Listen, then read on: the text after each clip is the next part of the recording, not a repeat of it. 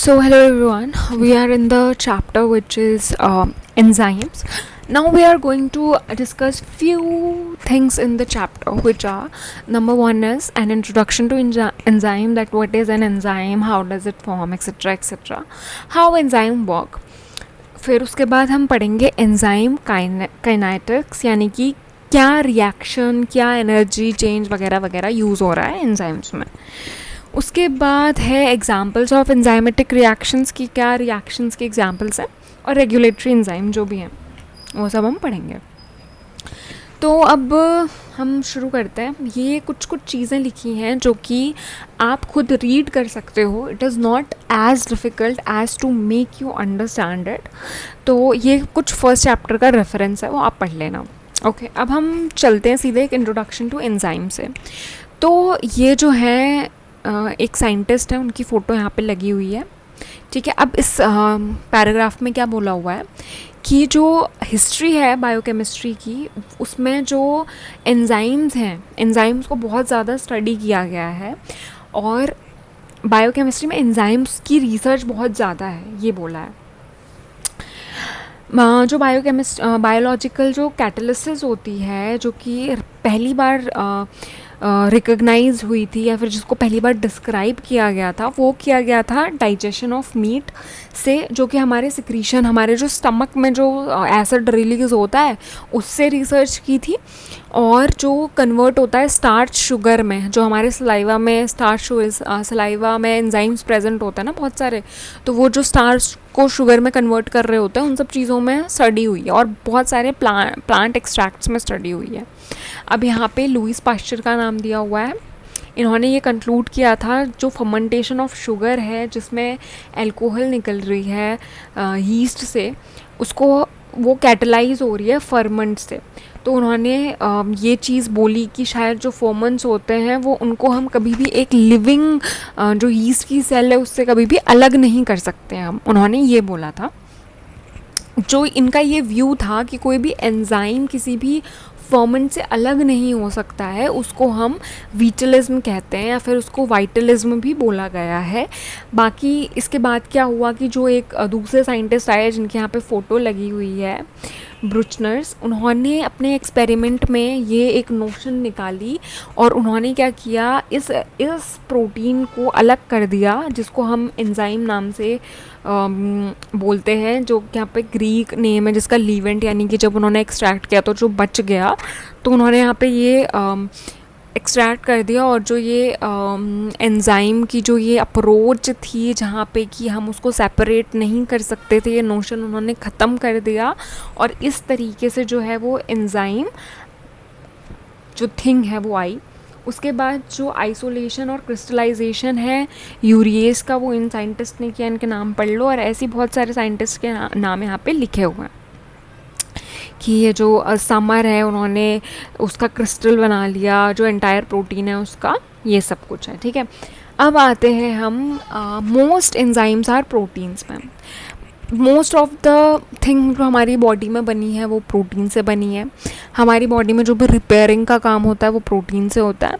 तो मोस्ट जो एंजाइम्स हैं वो प्रोटीन से ही बने हुए होते हैं, with the exception of a few classes of catalytic RNA molecule. अब इसमें क्या होगा कि बहुत सारी ऐसी फ्यू जो क्लासेस हैं कैटालिटिक आरएनए मॉलिक्यूल की, हम उनके बारे में बात करते हैं. जितने भी एंजाइम्स होते हैं वो प्रोटीन होते हैं. Their catalytic activities depends on their integrity of their native protein conformation.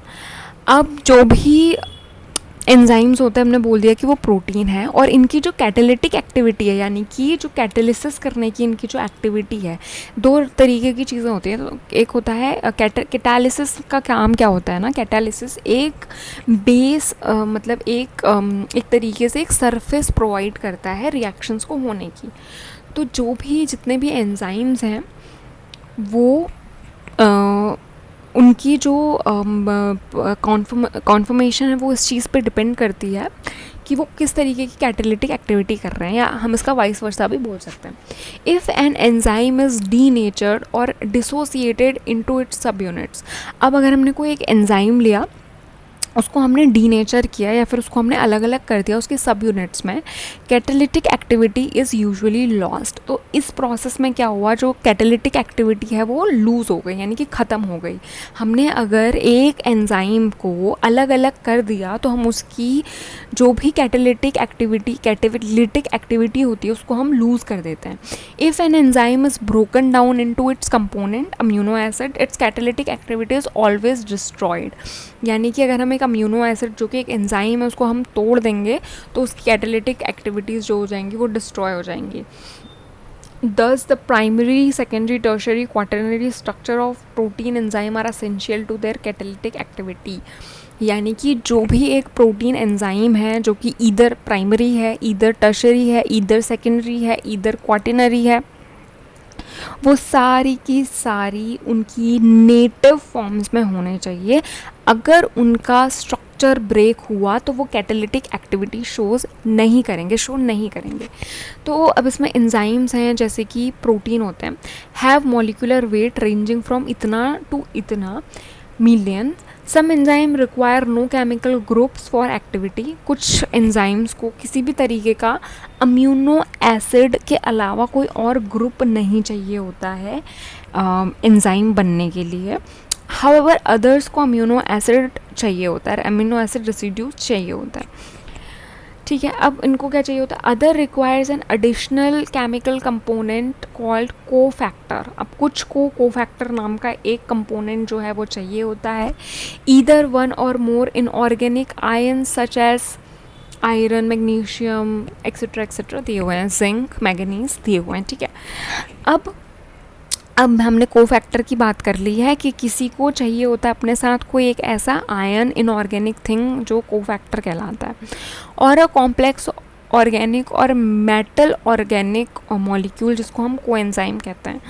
Coenzyme act as transit carriers of specific functional group. Coenzymes में कुछ एक ट्रांजिट स्पेसिफिक फंक्शनल ग्रुप होता है। Most are derive from vitamins, organic nutrients special required in small amount in our diet.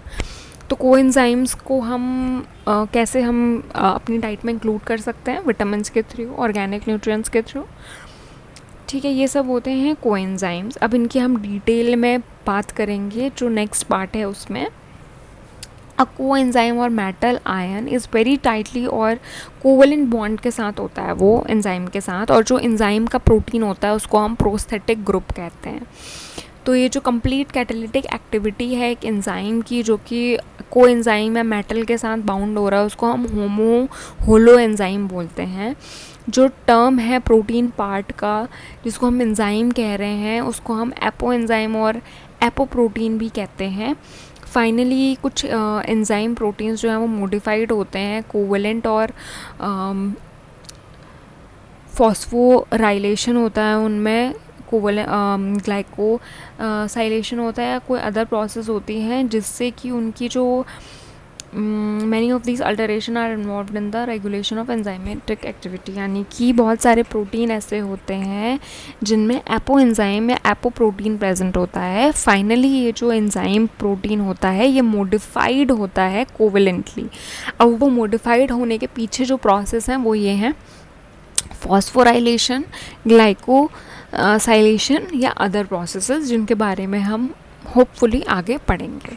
अब जो enzymes हैं उनको classify किया हुआ है किस तरीके से, वो ये लिखा हुआ है पूरा। लाइसोजाइम्स जो है ये हमारी सेल्स में प्रेजेंट होता है, और अगर लाइसोजाइम बस्ट हो गया तो सुसाइडल सेल बोलते हैं उसको, क्योंकि वो पूरी सेल को ईट कर लेता है। तो ये है। अब हम देखते हैं अलग अलग एंजाइम्स में आयंस और किस तरीके से वो क्लासिफाई हुए हैं। ठीक है, तो ये सब आपका होमवर्क है, you have to do it. ये जो एंजाइम के नाम हैं वो ये दिए हुए हैं। अगर नाइट्रेट प्रेजेंट है तो उसे हम यूरिएज बोल रहे हैं, अगर जिंक प्रेजेंट है तो उसको हम ये सब बोल रहे हैं। ठीक है, इस तरीके से एंजाइम्स होते हैं। अब कोएंजाइम्स के साथ में हमें ये दिया हुआ है कि ये अगर हमें बायोसाइटिन चाहिए तो हम बायोटिन खाएंगे, विच इज़ विटामिन एच बोलते हैं जिसको। ठीक है। कोएंजाइम ए हमें खाना है तो हमें पेंटाथोनिक एसिड्स को जो हमें कंज्यूम करना चाहिए, विटामिन B12 कंज्यूम करेंगे तो ये एंजाइम मिलेगा। ये टेबल अगर आप याद कर लो तो it will be very beneficial, इससे क्वेश्चंस आते हैं। नाउ मूविंग ऑन, तो ये नॉमेनक्लेचर है कुछ कुछ, जिसकी वेबसाइट ये है, आप इस पर देख सकते हो। Now moving to an introduction to enzymes. तो ये समरी है इसकी, क्लास का नाम और टाइप ऑफ रिएक्शन कैटलिसिस दिया हुआ है, ये भी आपके लिए है इंटरनेशनल एंजाइम्स के लिए। Now how enzyme works which we will discuss in our next video. And मैंने बहुत सारे लोगों के कमेंट्स पढ़े कि please continue the series, this that, but a lot of things are going on and I'm trying to continue it. So till then, keep revising. I hope you guys have been reached to that stage where you can yourself read the book now. So hope the best for you, and I will for sure I will complete the book. So till then, keep revising. Thank you so much.